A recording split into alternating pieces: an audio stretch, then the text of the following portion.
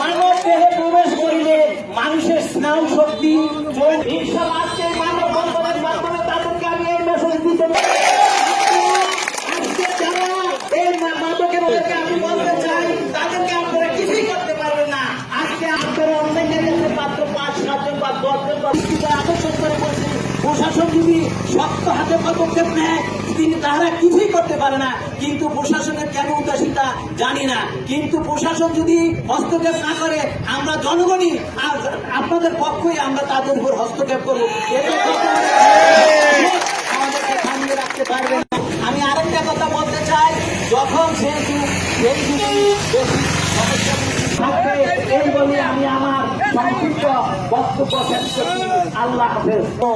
পারিবারিক বন্ধনকে রক্ষার জন্য যারা এই মাদকের বিরুদ্ধে সোচ্চার হয়ে এই আন্দোলনে নেমেছে, আমি তাদেরকে প্রথমে আমার অন্তরের অন্তঃস্থল থেকে শুভেচ্ছা ও অভিনন্দন জানাচ্ছি।